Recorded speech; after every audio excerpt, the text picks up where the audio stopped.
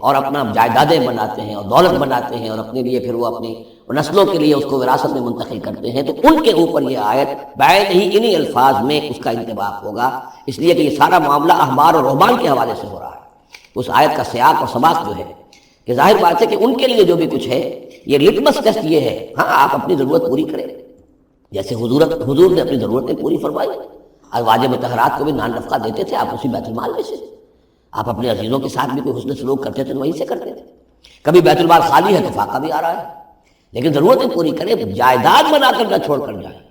یہ جو معاملہ ہے کہ اس کو جمع کیا جائے پھر وہ جائیداد بنے، میرے نزدیک آج بھی اگر آپ جاننا چاہیں علماء حق کون ہے اور علماء سو کون ہے تو لٹمس ٹیسٹ یہ ہے، جو شخص اپنے دینی کیریئر کے نتیجے میں پھر جائیداد بنا کر اور دولت چھوڑ کر بڑا ہو وہ علماء سو میں سے لا محالہ، اس میں کسی شک و شبے کی گنجائش نہیں، میں اسے لٹمس ٹیسٹ کے طریقے سے بیان کر رہا ہوں۔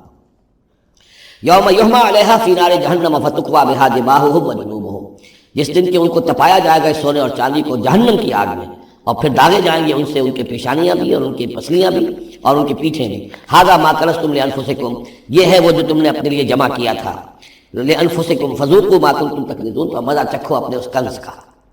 ان عدت الشہور عند اللہ 12 شہرا، اللہ کے ہاں مہینوں کی تعداد 12 ہے، فی کتاب اللہ، اللہ کی شریعت میں، اللہ کے قانون میں، تکوینی بھی اور تشریعی بھی۔ یوم خلق السماوات والارض، جس دن سے کہ اللہ تعالیٰ نے پیدا کیا آسمان اور زمین، منہا اربعۃ حرم، ان میں سے 4 مہینے ہیں محترم، جن کو کہ اشہر حرم کہتے ہیں، جن میں جنگ وغیرہ جو ہے وہ جائز نہیں تھی۔ ذالک الدین القیم، یہ ہے سیدھا دین، ہمیشہ کا ضابطہ اور قانون۔ فلا تظلموا فیہن انفسکم، تو ان کے معاملے میں اپنے اوپر ظلم نہ کرو۔ وہ ظلم کیا کرتے تھے؟ قریش کی اپنی مصلحت ہوئی کہ کوئی مہم انہیں کوئی لڑائی کا معاملہ ہے ان کے درپیش ہے، وہ کہتے تھے اس سال یا اشہر حرم فلاں کی بجائے فلاں مہینے ہوں گے، وہ کیلنڈر کو الٹ پھیر کرتے رہتے تھے کہ اس مرتبہ جو ہے یہ عمرے کے لیے مہینہ رجب کا نہیں ہوگا، فلاں ہوگا۔ اس حوالے سے وہ کیلنڈر جو تھا ڈسٹربڈ تھا، لیکن ہوا ایسا ہے قدرت خداوندی سے کہ جس سال آپ نے آخری حج کیا ہے حجۃ الوداع، تو اس سال وہ ساری جو غلطیاں ہوتی ہیں اس کے بعد وہ جو اس کا مجموعی اور آخری نتیجہ یہ تھا کہ صحیح جگہ پر وہ کیلنڈر آ گیا تھا۔ اسی لیے حضور نے اپنے خطبہ حجۃ الوداع میں کہا ہے کہ استدار الزمان کہیئتہ یوم خلق اللہ السماوات والارض، یہ زمانہ اور یہ کیلنڈر جو ہے، تقویم جو ہے، یہ پورا چکر لگا کر ساری غلطیوں اور ترمیموں میں سے ہو کر اب ٹھیک اسی جگہ پر پہنچ گئی ہے جس مقام پر کہ اللہ نے، جس تقویم پر کہ اللہ تعالیٰ نے آسمان اور زمین کو پیدا کیا تھا، اور آج کے بعد سے ان مہینوں کے اندر کوئی الٹ پھیر نہیں ہو سکے گا۔ وقاتل المشرکین کافۃ کما یقاتلونکم کافۃ، اور مشرکوں سے بھی جنگ کرو ایسے ہی سب کے ساتھ جیسے کہ وہ تم سے جنگ کرتے ہیں، جڑ کر ہر حال میں اور جمع ہو کر۔ وَاعْلَمُوا أَنَّ اللَّهَ مَعَ الْمُتَّقِينَ، اور جان لو کہ اللہ تعالیٰ جو ہے متقین کے ساتھ ہے۔ إِنَّمَا النَّسِيءُ زِيَادَةٌ فِي الْكُفْرِ، یہ جو مہینوں کو ہٹا دینا تھا ادھر سے ادھر، یہ پھیر دینا جو ہے اشہر حرم کا، یہ بڑھائی ہوئی بات ہے کفر کی۔ يُضَلُّ بِهِ الَّذِينَ كَفَرُوا، اس کے ذریعے سے گمراہ ہوئے ہیں وہ لوگ جنہوں نے کفر کیا۔ يُحِلُّونَهُ عَامًا، حلال کر لیتے ہیں اس مہینے کو 1 سال، وَيُحَرِّمُونَهُ عَامًا، اور 1 سال اسے حرام قرار دے دیتے ہیں۔ لِيُوَاطِئُوا عِدَّةَ مَا حَرَّمَ اللَّهُ، تاکہ تعداد پوری کر لیں اس کی جو اللہ نے حرام ٹھہرائے ہیں۔ 4 مہینے حرام ہے، آگے پیچھے پھیر کر لیکن تعداد پوری کر دی۔ فَيُحِلُّوا مَا حَرَّمَ اللَّهُ، اس کا نتیجہ کیا نکلتا ہے کہ جو اللہ کی طرف سے محترم مہینہ تھا وہ ان کے حساب سے ان کی غلطی سے پھر وہ حلال ہو جاتا ہے، پھر حلال کر لیتے ہیں وہ مہینہ جو اللہ نے حرام کیا ہے۔ زُيِّنَ لَهُمْ سُوءُ أَعْمَالِهِمْ، اسی طریقے سے ان کے جو برے اعمال ہیں ان کے لیے مزین کر دیے گئے، کھبا دیے گئے ان کی نگاہوں میں۔ وَاللَّهُ لَا يَهْدِي الْقَوْمَ الْكَافِرِينَ، اور اللہ کافروں کو ہدایت نہیں دیتا۔ یہاں وہ 5 رکوع ختم ہوئے ہیں کہ جن کا تعلق ہے نبی اکرم صلی اللہ علیہ وسلم کی بعثت خاصہ الی اہل العرب، اس کی تکمیل ہو گئی، اس کے مقاصد پورے ہو گئے، اس کے ضمن میں آخری احکام دے دیے گئے۔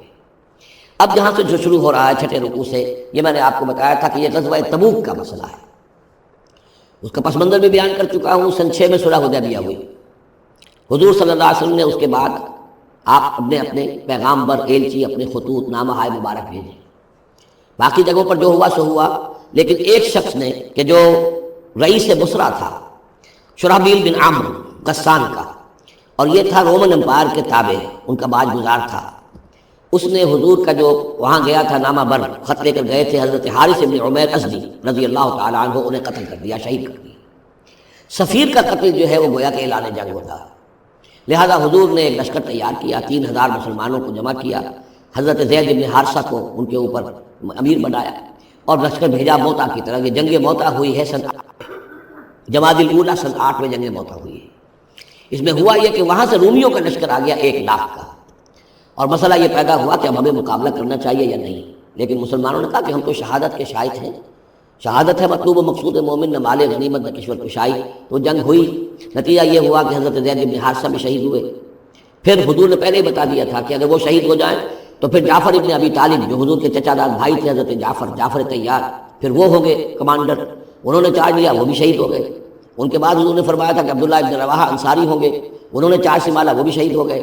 پھر آخر کار حضرت خالد ابن ولید نے خود اپنے ہاتھ میں کمان سنبھالی اور کسی طریقے سے وہ اپنے اس لشکر کو بچا کر لے آئے. تو یہ صورتحال ہوئی جنگ موتا کی. اس کے بعد نبی اکرم صلی اللہ علیہ وسلم نے پھر اعلان عام کیا کہ اب میں خود جاؤں گا.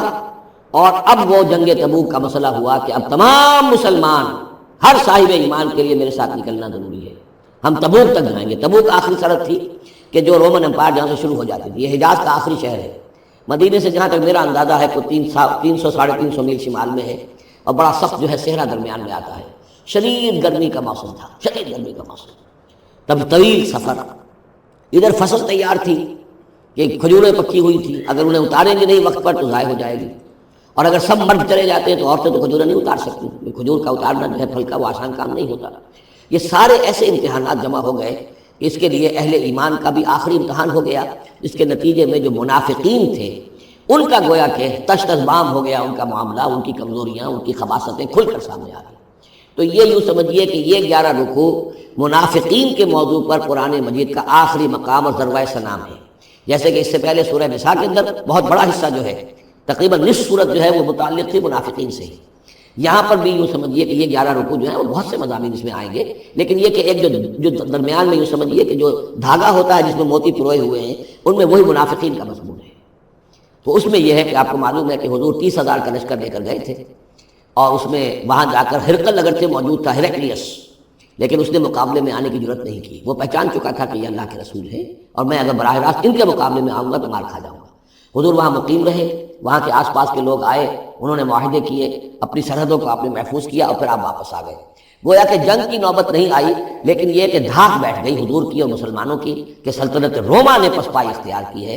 رومن امپائر مقابلے میں آنے کی ہمت نہیں کر سکی. تو وہ جو بھی جنگ موتا کی وجہ سے جو کچھ ہوا اکھڑی تھی، اللہ تعالیٰ نے اس ہوا کو دوبارہ جو ہے قائم کر دیا. بہرحال اس کے بعد یہ سلسلہ آگے بڑھا حضرت ابوبکر کے زمانے میں، کیونکہ حضور نے اپنے مرض وفات میں بھی ایک لشکر تیار کر دیا تھا، اور زید ابن حارثہ رضی اللہ تعالیٰ عنہ کے بیٹے حضرت اسامہ ابن زید کو اس کا سربراہ مقرر کیا تھا. جب آپ کا انتقال ہوا ہے تو وہ لشکر تیار تھا. اب اس موقع پر جو منافقین کی جان پر بن گئی، تو خطاب تو شروع ہو رہا ہے یا ایھا الذین آمنوا سے، لیکن وہ بات ذہن میں رکھ لیجیے جو میں نے سورہ نساء میں آپ سے کہی تھی کہ منافقین سے بھی خطاب ہوتا ہے تو یا ایھا الذین آمنوا کے صیغے سے ہوتا ہے، اس لیے کہ وہ بھی مسلمان تھے، ایمان کا دعویٰ کرتے تھے. یا ایھا الذین آمنوا ما لکم اذا قیل لکم انفروا فی سبیل اللہ ثاقلتم الی الارض. اے ایمان کے دعوے داروں، تمہیں کیا ہو گیا ہے جب تم سے کہا جاتا ہے نکلو اللہ کی راہ میں تو تم گرے جاتے ہو، دھسے جاتے ہو زمین کی طرف. یعنی کہ پاؤں من کے بھر کے ہو گئے اور اٹھا نہیں جا رہا. حوصلہ جو ہے جواب دے گیا. ارضیتم بالحیات الدنیا من الآخرہ. اب یہ وہی سرچنگ کویسچن، ذرا سوچو، کیا تم نے آخرت کی بجائے دنیا کی زندگی کو قبول کر لیا ہے؟ دعوے دار تو ہو ایمان بالآخرت کے، لیکن اگر تم اللہ کی راہ میں جنگ کے لیے نکلنے کے لیے تیار نہیں ہو تو اس کا مطلب یہ کہ تم آخرت ہاتھ سے دے کر اور دنیا خرید رہے ہو. فما متاع الحیات الدنیا فی الاخرۃ الا قلیل. تو جان لو کہ دنیا کی پوری زندگی کا ساز و سامان آخرت کے مقابلے میں کچھ بھی نہیں ہے، نہ ہونے کے برابر ہے، بہت قلیل. الا تنفروا، اگر نہیں نکلو گے اللہ کی راہ میں، یعذبکم عذابا علیما، تمہیں عذاب دے گا، دردناک عذاب. ویستبدل قوما غیرکم، اور تمہیں ہٹا کر کسی اور قوم کو لے آئے گا. اس نے اپنے دین کا جھنڈا اٹھوانا ہے، تم نہیں اٹھاتے، تمہیں دفع کرے گا، ریجیکٹ کرے گا، مردود کر دے گا اور کسی اور قوم کو لے آئے گا. ولا تضروہ شیئا، اور تم اللہ کا کوئی نقصان نہیں کر سکو گے. واللہ علی کل شیء قدیر، اللہ ہر چیز پر قادر ہے.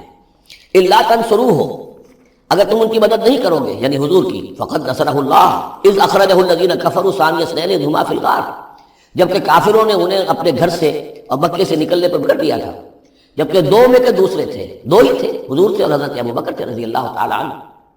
اذ ہما فی الغار، جبکہ وہ دونوں غار میں تھے. اذ یقول، یہ غار ثور کا واقعہ ہے. اذ یقول لصاحبہ لا تحزن، جب حضرت ابوبکر نے رضی اللہ تعالیٰ عنہ یہ کہا کہ حضور یہ تو پہنچ گئے ہیں غار کے دہانے تک، اگر کسی نے ذرا بھی نیچے جھانک لیا تو ہم نظر آ جائیں گے. تو حضور نے فرمایا لا تحزن، فکر نہ کرو، ان اللہ معنا، اللہ ہمارے ساتھ ہے. فانزل اللہ سکینتہ علیہ، تو اللہ تعالیٰ نے تسکین اور سکون نازل کر دیا ان پر، وایدہ بجنود لم تروھا، اور ان کی مدد فرمائی ان لشکروں سے جنہیں تم نہیں دیکھتے، وجعل کلمۃ الذین کفروا السفلی، اور جس کا نتیجہ یہ نکلا ہے کہ کافروں کا کلمہ جو ہے وہ نیچا پڑ چکا ہے، پورے جزیرہ نما عرب کے اندر اللہ کا دین جو ہے غالب آ چکا ہے۔ وجعل کلمۃ الذین کفروا السفلی، اللہ نے بنا دیا ہے کافروں کی بات کو سب سے نیچے، وکلمۃ اللہ ہی العلیٰ، اور اللہ کا کلمہ تو سب سے اونچا ہے ہی، واللہ عزیز الحکیم، اللہ تعالیٰ زبردست ہے، حکمت والا۔ انفروا خفافا وثقالا، نکلو خواہ ہلکے خواہ بوجھل۔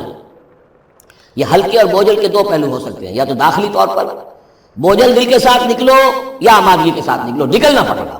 اب یہ نکلنا فرض عین ہے، یہ نفیر عام ہے، وہ بات گئی جبکہ صرف تحریض تھی، ترغیب تھی، وہ دور ختم ہوا۔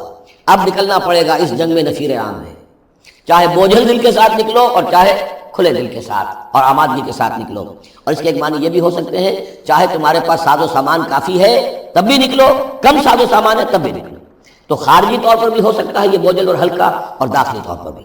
وجاہدوا باموالکم وانفسکم فی سبیل اللہ، اور جہاد کرو اللہ کی راہ میں اپنے اموال سے اور اپنی جانوں سے، ذالکم خیر لکم ان کنتم تعلمون، یہی تمہارے لیے بہتر ہے اگر تم علم رکھتے ہو۔ لو کان عرضا قریبا، اگر انہیں توقع ہوتی کہ مال قریب ہی ہے، قریب ہی ہمیں مال مل جائے گا، غنیمت مل جائے گی، وسفرا قاصدا، اور اس کے لیے سفر بھی جو ہے وہ چھوٹا ہے، بڑا نہیں ہے، لاتبعوک، تو یہ سب اے نبی آپ کی پیروی کرتے، آپ کے ساتھ چلتے، ولکن بعدت علیہم الشقہ، لیکن ان کو تو بڑی بھاری پڑ رہی ہے، بڑی دور کی مسافت نظر آ رہی ہے، اتنا دور، اور اس میں اعلان کر دیا تھا حضور نے۔ حالانکہ فتح مکہ کے موقع پر بھی حضور نے خفیہ رکھی تھی اپنی ساری اسکیم، اور عام طور پر جنگوں میں یہ ہوتا ہے، اپنی پوری اسکیم کا اعلان تو نہیں ہوتا، لیکن غزوہ تبوک میں آپ نے اعلان کیا تھا کہ ہم جا رہے ہیں، سلطنت روما سے ٹکراؤ ہے، تبوک تک ہمیں جانا ہے، کوئی چیز آپ نے راز نہیں رکھی، تاکہ جو شخص بھی ہے وہ سمجھ لے، اس کے لیے پوری تیاری کرے، داخلی بھی خارجی بھی، ساز و سامان کی بھی، اپنے حوصلے کو بھی دیکھ لے، لیکن یہ کہ بہرحال نکلنا فرض ہے۔ وَسَيَحْلِفُونَ بِاللَّهِ لَوِ اسْتَطَعْنَا لَخَرَجْنَا مَعَكُمْ، اور یہ عنقریب قسمیں کھائیں گے اللہ کی کہ اگر ہمارے اندر استطاعت ہوتی ہم ضرور نکلتے، اب مجبوری ہے، فلاں مجبوری ہے، فلاں مجبوری ہے۔ یہلکون انفسہم، یہ اپنے آپ کو ہلاک کر رہے ہیں، واللہ یعلم انہم لکاذبون، اور اللہ تعالیٰ کو معلوم ہے کہ یہ جھوٹ بول رہے ہیں۔ عفا اللہ عنک لما اذنت لہم، اے نبی آپ کو اللہ معاف فرمائے، یا اللہ نے آپ کو معاف کر دیا، آپ نے انہیں کیوں اجازت دے دی؟ یعنی کوئی منافق آیا، کوئی اور آیا، حضور یہ مجبوری ہے، بیوی بیمار ہے، کوئی دیکھ بھال کرنے والا نہیں ہے، تو مجھے اجازت دے دی، اچھا بھائی جاؤ۔ حضور کی طبیعت میں بھی نرمی تھی اور آپ نے اجازت دے دی۔ اب جب اجازت مل گئی، اس نے کہا میں نے تو اجازت لے لی، وہ کور بن گیا، اس کے نفاق کا پردہ چاک نہیں ہوا۔ حالانکہ حضور اجازت نہ دیتے تب بھی اس کو نہیں جانا تھا، لیکن نہیں جانا تھا تو معلوم تو ہو جاتا کہ اس نے رسول کی بات کا جو ہے وہ معصیت کی ہے، نافرمانی کی ہے، اس کے نفاق کا پردہ جو ہے وہ پڑا رہ گیا، وہ پردہ اٹھ جاتا۔